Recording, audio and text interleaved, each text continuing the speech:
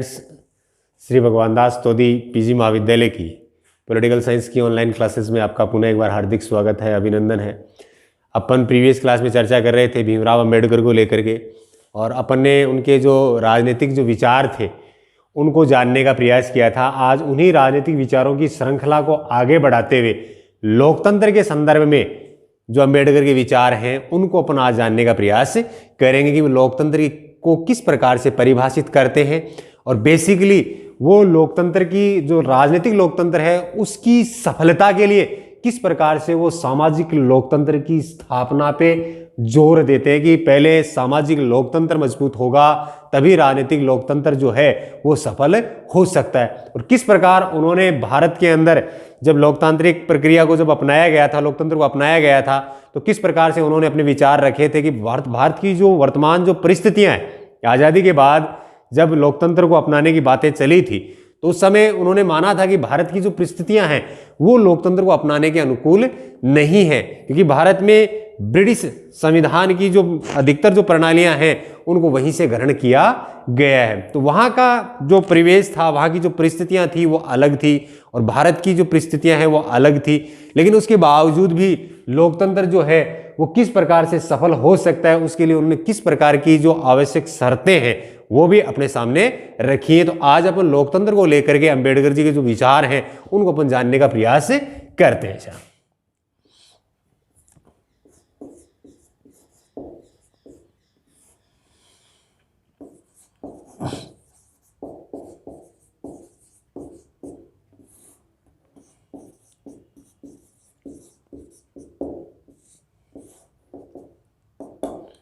अब लोकतंत्र के बारे में आपने पहले भी जो जूनियर सीनियर की जो क्लासें रही हैं आपकी उनमें भी आपने पढ़ा है। आज आप फर्स्ट ईयर के अंदर आप इनको दोबारा देख रहे हो। तो ये अपनी जो क्लास है ये बीए पार्ट फर्स्ट की क्लास चल रही है और इसमें अपन अंबेडकर के जो लोकतंत्र के संदर्भ में जो विचार हैं वो जानने का अपन प्रयास कर रहे हैं। लोकतंत्र यानी जनता का शासन, यानी एक पश्चिमी जो विचारक इसकी जो परिभाषा देते हैं, अंबेडकर उस परिभाषा को क्या करते हैं, स्वीकार नहीं करते। यानी पश्चिमी विचारकों की जो परिभाषा है उसके अर्थ के तौर पे वो क्या कहते हैं कि व्यावहारिक रूप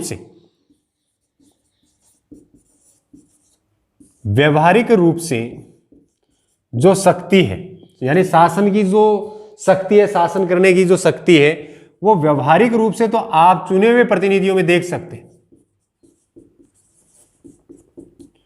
चुने हुए प्रतिनिधियों में देख सकते हैं। और जब अपन वास्तविक तौर से या जैसे सैद्धांतिक बात करें, सैद्धांतिक रूप में देखें तो ये जनता में है।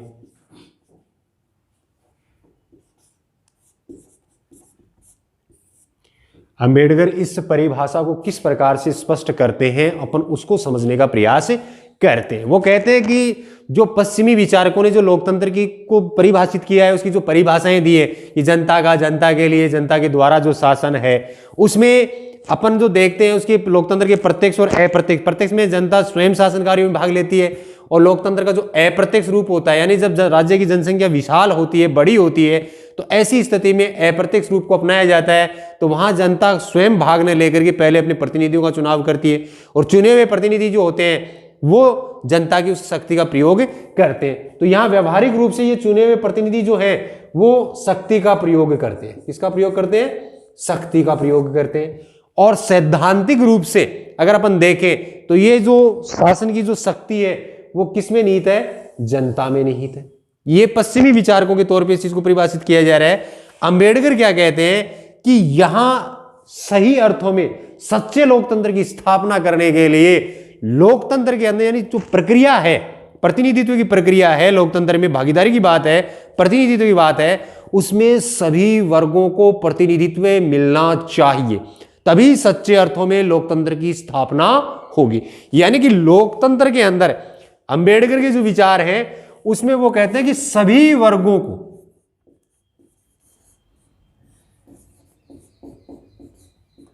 यहां बात आ रही है सभी वर्गों को शासन कार्य में भाग लेने, यानी प्रतिनिधि के तौर पे चुनने का अवसर मिलना चाहिए। कुछ एक व्यक्तियों के हाथ में शासन प्रक्रिया की बागडोर नहीं होनी चाहिए। यहां सभी वर्गों को जब लोकतंत्र की प्रक्रिया में अवसर मिलेगा, भागीदारी सुनिश्चित होगी, तभी सच्चे अर्थों में लोकतंत्र की स्थापना होगी। ये जो जनता के द्वारा, जनता के लिए, जनता के द्वारा जो शासन की बात जो कही जा रही है, ये पश्चिमी लोकतंत्र की बात की जा रही है। पश्चिम के अंदर इस प्रकार की व्यवस्था है, परिस्थितियों के अनुसार सही हो सकती है, लेकिन भारत की अगर बात करें तो यहां उनका जो, पहले भी मैं आपसे इस बारे में चर्चा कर चुका हूं और पुणे में आपसे इस चीज की चर्चा कर रहा हूं कि इनका जो विशेष बल रहा है वो भारत में सामाजिक व आर्थिक जो विषमताएं समाज के बीच व्याप्त है,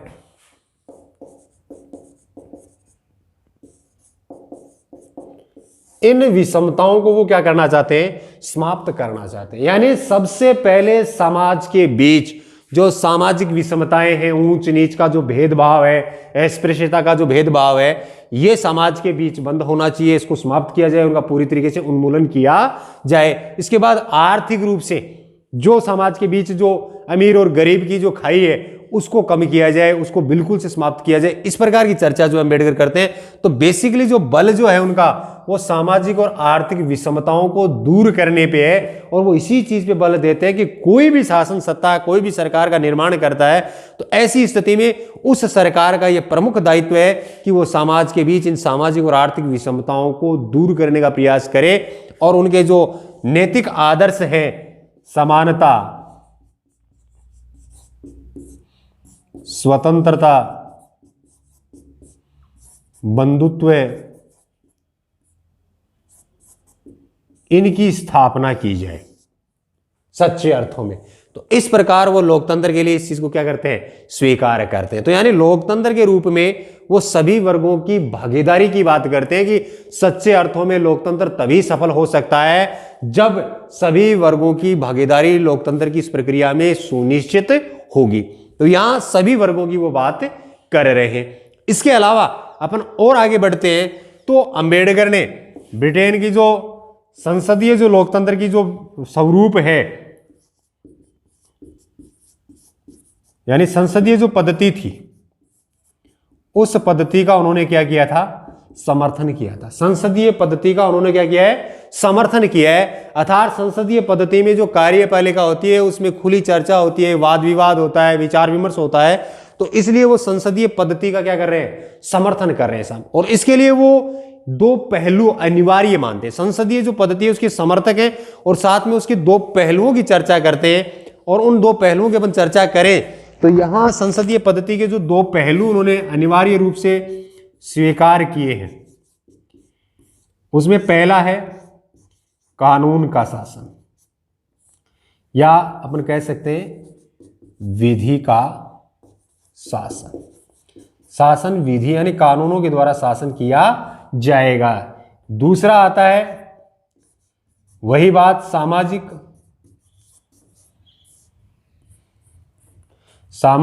व आर्थिक परिवर्तनों में आस्था। यानी इस प्रकार का एनवायरनमेंट, इस प्रकार का वातावरण, इस प्रकार का परिवेश बने जहां लोग सामाजिक व आर्थिक परिवर्तनों में आस्था रखते हैं। अर्थात सामाजिक और आर्थिक परिवर्तन होने चाहिए। समाज की जो पुरानी व्यवस्थाएं हैं, आर्थिक विषमताएं हैं, वो समाज के बीच से समाप्त होनी चाहिए, उनका उन्मूलन होना चाहिए। इस प्रकार की लोगों की भावना होनी चाहिए। तो यहां वो संसदीय पद्धति के जो दो पहलुओं की जो अनिवार्यता की जो बात कर रहे हैं, विधि के शासन और सामाजिक व आर्थिक परिवर्तनों की बात करते हैं। इसके अलावा आगे चल करके जब अपन ब्रिटेन की शासन व्यवस्था की चर्चा करते हैं और भारत ने जब ब्रिटिश संसदीय शासन प्रणाली को ग्रहण किया तो अंबेडकर ने उस पर आपत्ति दर्ज करवाई कि यह नहीं है कि आप सीधे हूबहू उसको स्वीकार करें। पहले आप उस चीज की समीक्षा करें कि जो ब्रिटिश संसदीय पद्धति है या ब्रिटिश संसदीय पद्धति अर्थात वो लोकतंत्र का जो स्वरूप है वो अन्य राज्य जो देश है, वहां पश्चिम के अन्य जो देश है वहां सफल क्यों नहीं हो सका।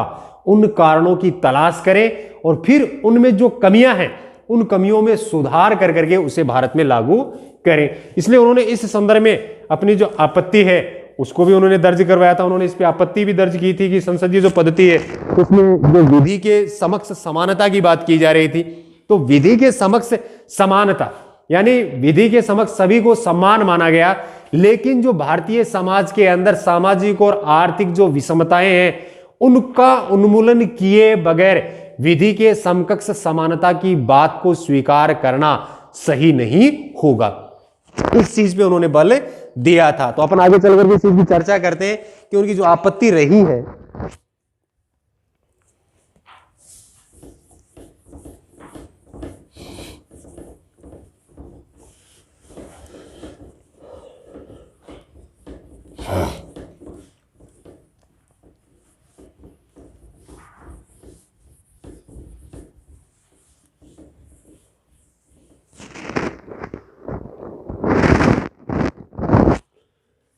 जो संसदीय जो लोकतंत्र है, संसदीय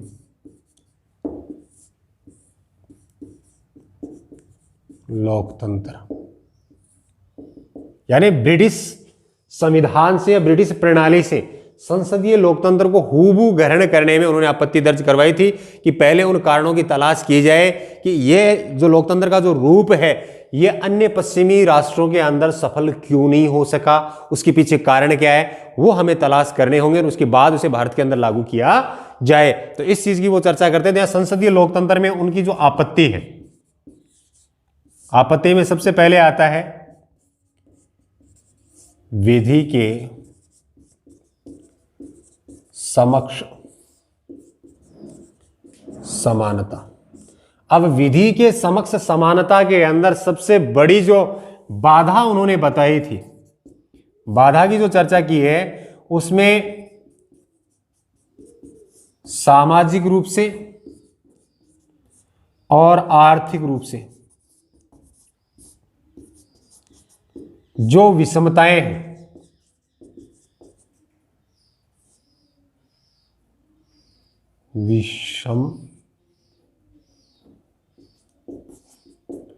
तय है उनको पहले समाप्त किया जाए, क्योंकि सामाजिक रूप से और आर्थिक रूप से जब व्यक्ति कमजोर होगा, पिछड़ा हुआ होगा, तो ऐसी स्थिति में वो विधि की बात कर ही नहीं सकता। अपन विधि की एक उचित प्रक्रिया अपन जब देखते हैं तो वो उसकी अपन बात कर ही नहीं सकते कि हर व्यक्ति के पास विधि की पहुंच सुनिश्चित नहीं होगी। विधि की पहुंच हर व्यक्ति के पास तभी सुनिश्चित होगी जब सामाजिक रूप से और आर्थिक रूप से जो विषमताएं समाज के बीच हैं पहले उनका उन्मूलन किया जाए और उसके बाद हर व्यक्ति के लिए विधि की जो पहुंच है वो सुलभ करवाई जाए। तो पहले आपत्ति के तौर पे उन्होंने विधि के समक्ष समानता है उस पर उन्होंने आपत्ति दर्ज करवाई थी। दूसरी उन्होंने जो आपत्ति दी थी, उन्होंने दिया था कि निर्णय में, संसदीय जो प्रजातंत्र है उसमें निर्णय में देरी होती है और भारतीय समाज की जो परिस्थितियां हैं उन परिस्थितियों के आधार पर सामाजिक और आर्थिक रूप से जो परिवर्तन है उन परिवर्तनों के संदर्भ में तीव्र गति के निर्णय लेने की आवश्यकता है। तो ऐसी स्थिति में यहां इसमें निर्णय में देरी होती है, यानी निर्णय की जो देरी है उस पर उन्होंने आपत्ति दी थी। निर्णय में देरी संसदीय प्रजातंत्र में,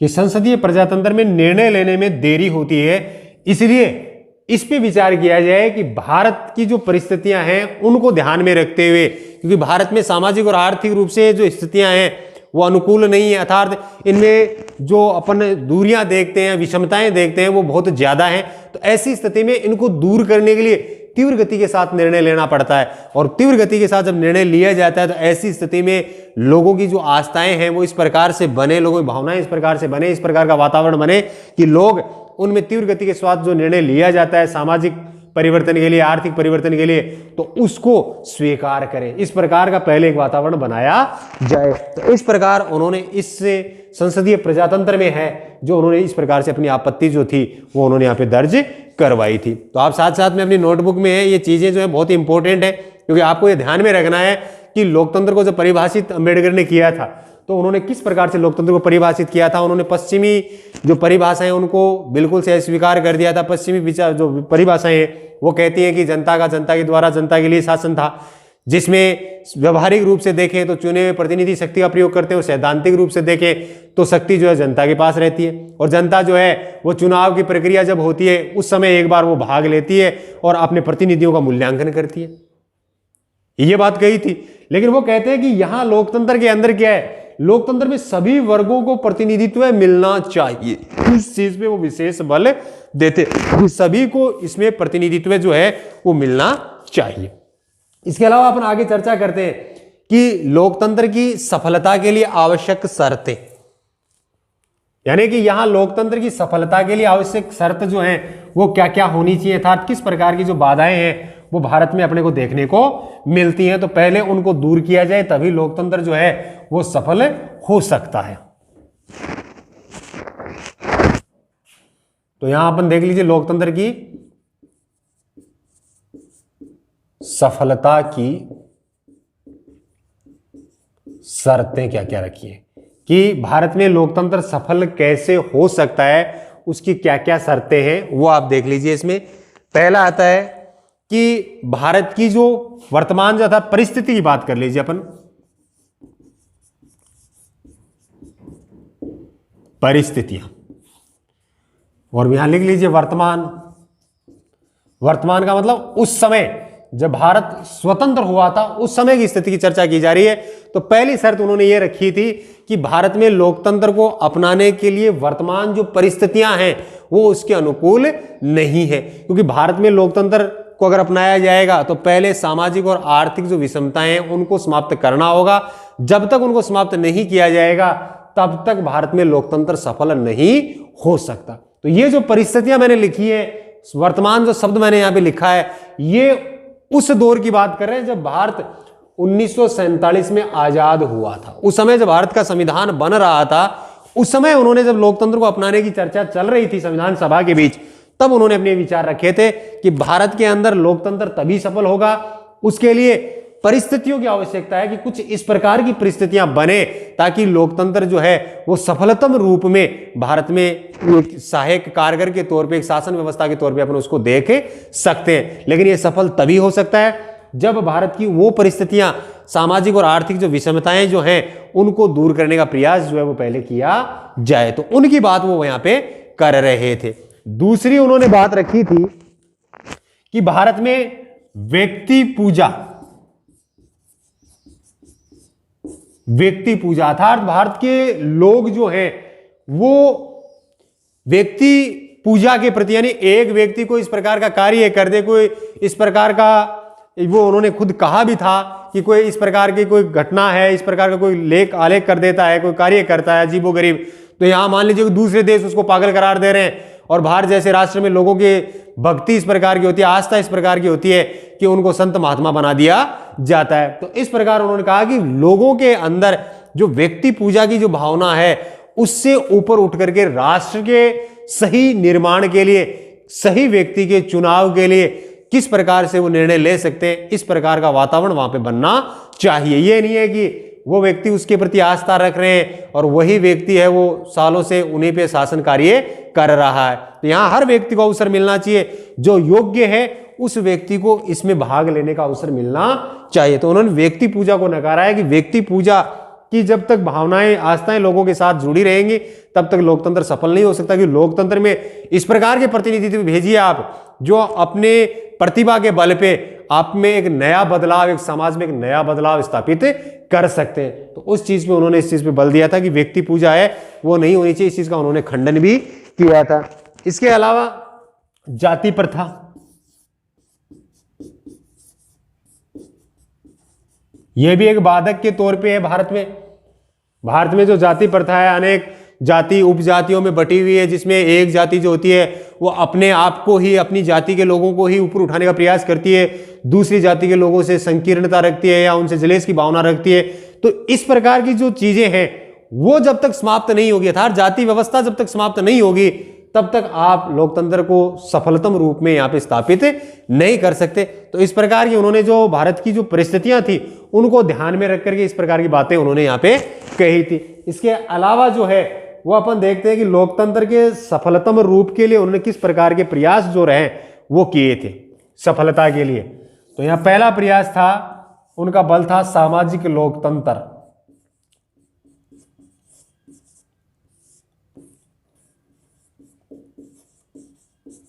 सबसे पहले उन्होंने बल दिया था सामाजिक लोकतंत्र पे, यानी कि सामाजिक लोकतंत्र जो है वो प्रथम सीढ़ी है किसकी?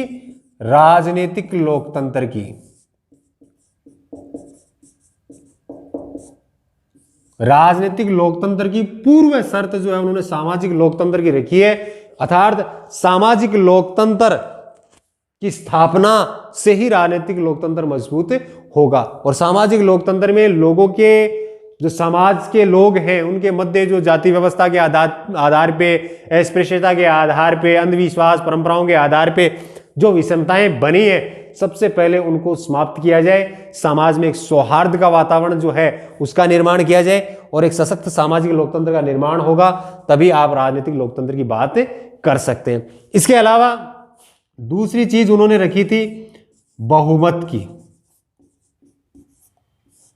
यहां जो बहुमत है, बहुमत का जो शासन होता है उसमें अल्पसंख्यक जो हैं उनके अधिकारों की रक्षा होनी चाहिए। ये नहीं है कि बहुमत की सरकार जो है अनावश्यक रूप से दबाव बना करके अपने जो निर्णय हैं उन पे बलपूर्वक थोपे जा रहे हैं। तो उस चीज की भी उन्होंने क्या कही थी? बुराई की थी। एक बहुदलीय जो प्रणाली है उसमें सशक्त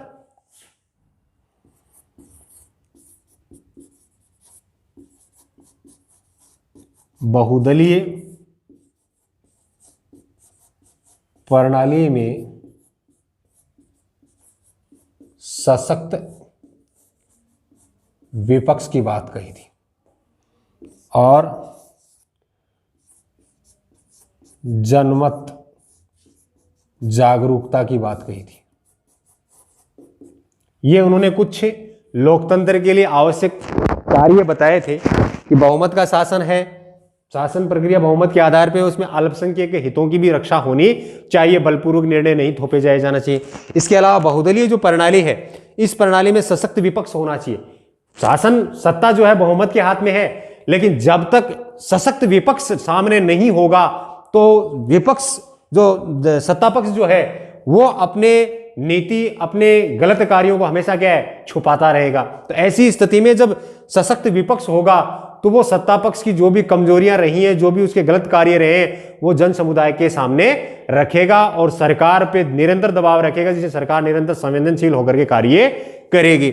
और इसके साथ ही जनमत जागरूकता, अर्थात मतदाता हैं, लोग हैं जिनकी बात अपन करते हैं, इनमें जागरूकता होनी भी बहुत जरूरी है, आवश्यक है कि जब तक जनता जागरूक नहीं होगी तब तक शासन का ये जो लोकतंत्र का जो स्वरूप है वो सफलतम रूप में कार्य नहीं कर सकता। तो ये अंबेडकर के लोकतंत्र से संबंधित जो विचार हैं वो आज अपन ने समझने का प्रयास किया था। आज की क्लास में इतना ही, मिलते हैं अपन अगली क्लास में, तब तक के लिए धन्यवाद।